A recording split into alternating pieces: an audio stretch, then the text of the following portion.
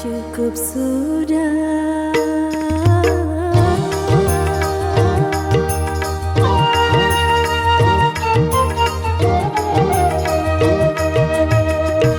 Cukup sudah, cukup langkah kecilku menunggu kesungguhanmu.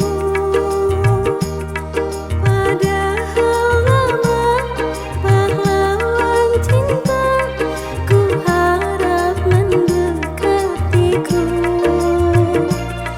Ku sangka dialah dirimu. Langkah kecilku menunggu kesungguhanmu. Padahal lama pahlawan cinta, ku harap mendekatiku. Ku sangka dialah dirimu. Ku sangka dialah dirimu. Ku sangka.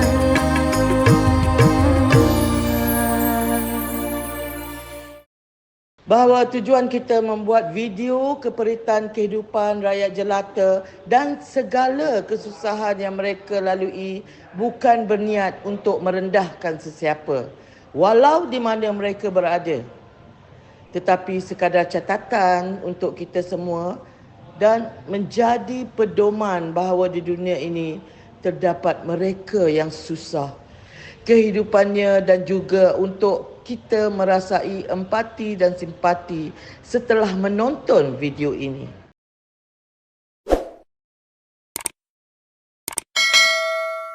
Nama saya Kaki Azian. Pada kali ini kami menyikap kehidupan di Jakarta. Jadi kita teruskan saja kita.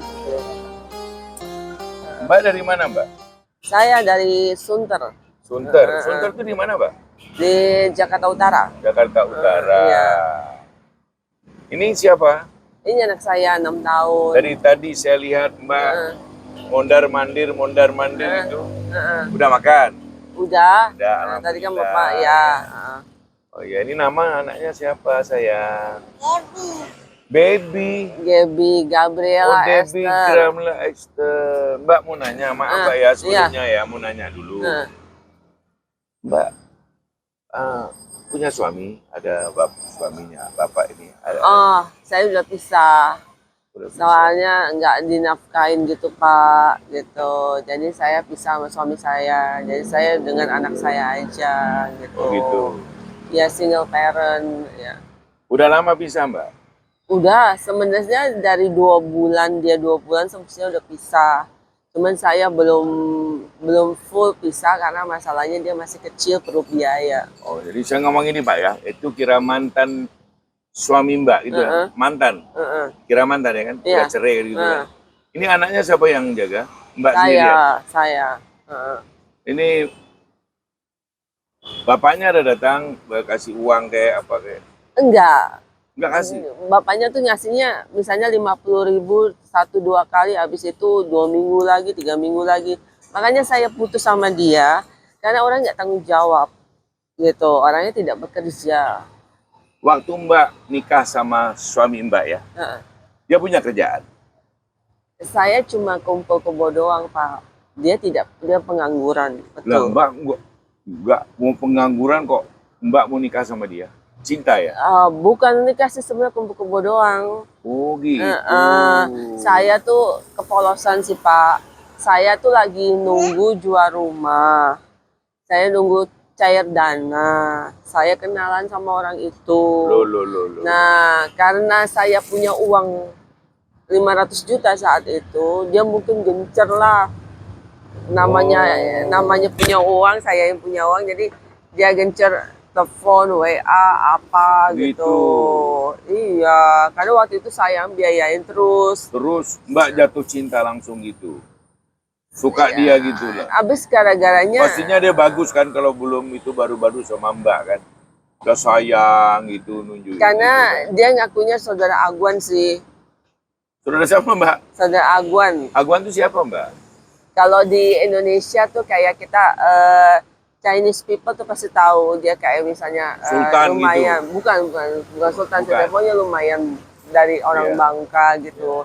Saya kira dia benar saudaranya, ternyata pas saya sekarang sampai punya anak juga malah nggak dianggap orang, nggak dapat kerjaan apa gitu. Jadi saya bilang ngibul kali gitu. Sampai sekarang dia juga nggak nyari kerjaan gitu, nggak mau nafkain.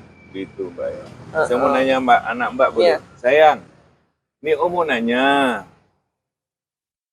Kangen sama Bapak nggak? Kenapa? Umurnya berapa tahun nih Mbak? 6. 6 tahun. Udah sekolah? Belum. Karena tadinya orang-orang karena saya udah coba untuk cari uang rezeki buat anak ini tidak terlalu besar.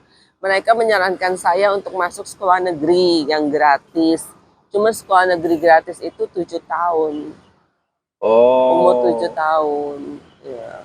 Gitu Mbak ya. Iya. Tapi Mbak sekarang tinggalnya di mana Mbak?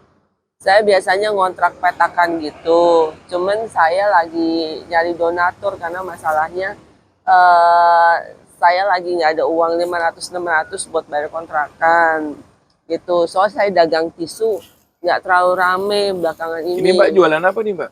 Tisu Oh, Saya berapa jualan satu tisu.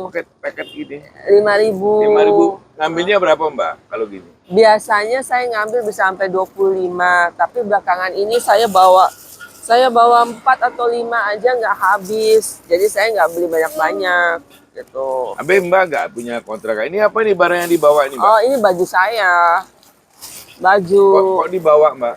Iya, karena kan saya belum ada kontrakan. Loh, Abe Mbak tidurnya di mana? Saya biasanya nembeng temen cewek gitu. Jadi kalau pagi saya keluar karena ya gitulah. Kadang-kadang juga tinggal di masjid gitu. Oh.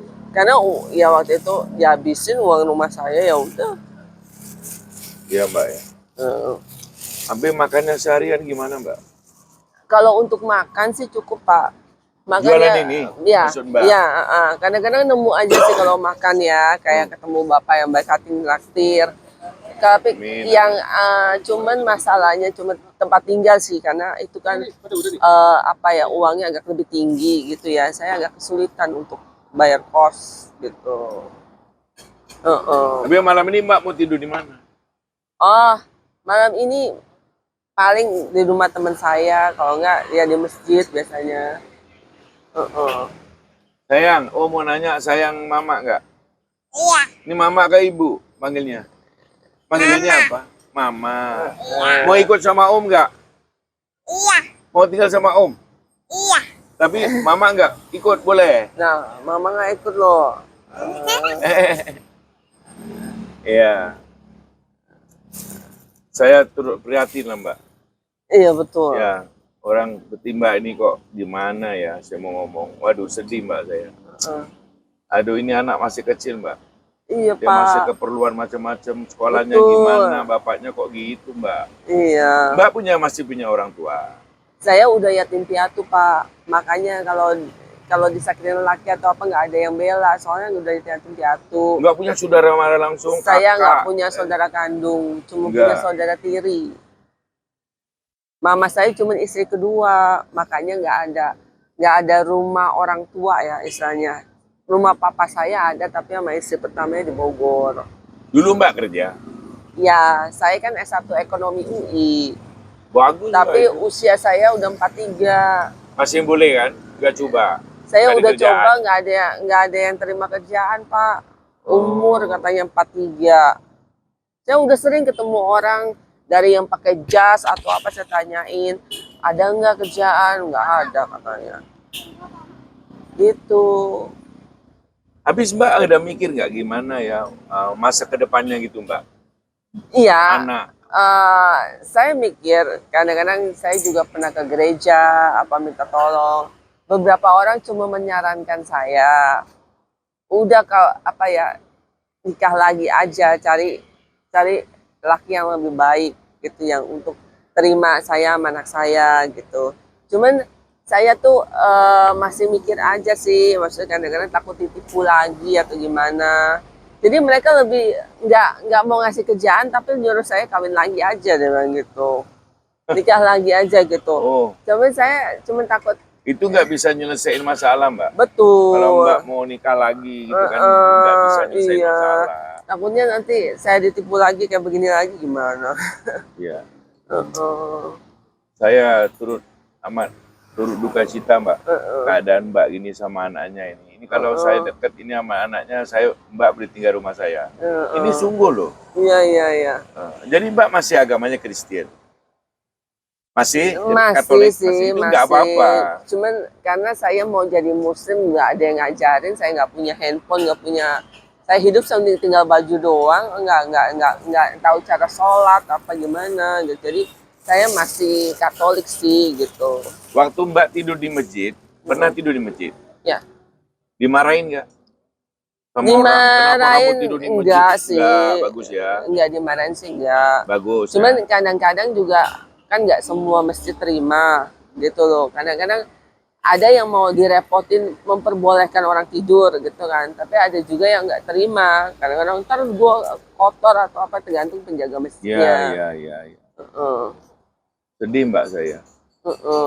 Turut sedih saya. Ya siapa tahu saya cuma berharap Bapak sama Ibu apa bisa cariin donatur atau siapa tahu bisa kasih saya kerjaan atau gimana gitu, bantu-bantu gitu.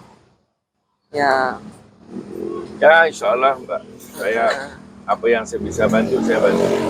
Jadi ini mau diapain nih? Mau sekarang saat ini mau mikirin mau tidur di mana malam ini? Tidur di rumah teman. Iya, kalau nggak di rumah temen paling Dia ada rumah tangga udah. Di restoran 24 jam. Oh, tumpang tidurnya di situ. Iya, palingnya Allah, gitu. Waduh Mbak. Habis saya tahun lalu saya setiap hari bisa dapat 200-300 pendapatan kotor jual tisu. Cuman sekarang dapat 50-100 per hari aja udah susah. Gitu. Gini Mbak harus lebih berusaha ya. Mbak masih muda ya Mbak ya. Mbak pikiran Mbak masih bagus ya. Jangan putus asa Mbak. Oh iya. Rezeki kita ada yang ngatur. Sudah ada yang ngatur rezeki kita Mbak ya. Gak apa itu Islam, kayak Kristen itu punya Tuhan ya. Iya. Dia yang mengatur rezeki kita. Tapi harus berusaha Mbak. Mbak harus lebih berkeras berusaha. Ya Mbak ya. Saya doain lah Mbak. Semoga Mbak sukses satu hari kalau kita ketemu lagi nanti. Iya. Ya Mbak ya. Ya siapa tahu ya. Saya kalau kemarin saya tinggal di sini Mbak. Ini memang di semua teman-teman saya di sini Mbak. Kalau di sini semua teman semua karena saya sudah di sini sudah sekitar 6-7 tahun gitu Mbak. Pulang pergi. Saya pun ada rusa di sini nih saya bikin. Bisa melihat. Bukan Mbak saja ramai lagi yang pemulung, saya pun biasa yang bawa bajai gitu kan. Ya. Sayang. Gabriel ya, namanya Gabriel ya. Gabriela Esther. Gabriela Esther dipanggil baby ya. Gaby. Ya? Udah tua kok dipanggil baby. Gaby. Ini Mbak, ini ada sedikit rezeki buat Mbak. Oke. Semoga bisa dimanfaatkan Mbak ya. Ya, saya doakan Mbak sentiasa dirahmati Allah, diberi ketenangan, diberi kesehatan Mbak ya. Oh iya. Oke. Semoga sukses Mbak ya. Iya, oke. Ini ada sedikit rezeki dari saya Mbak. Iya.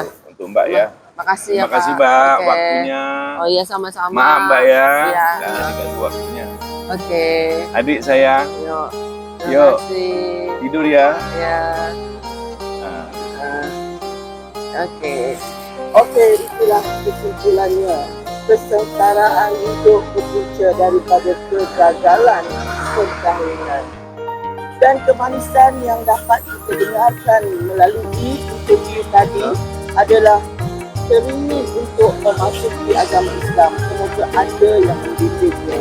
Dan kita dengarkan kata terakhir daripada insan ini. Mungkin ada kata-kata nasihat dari beliau bagaimana untuk memilih lelaki.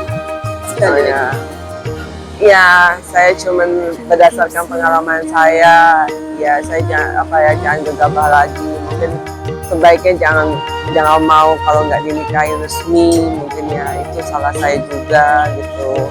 Ya saya cuma mohon maaf kepada yang di atas deh, semoga maafkan saya.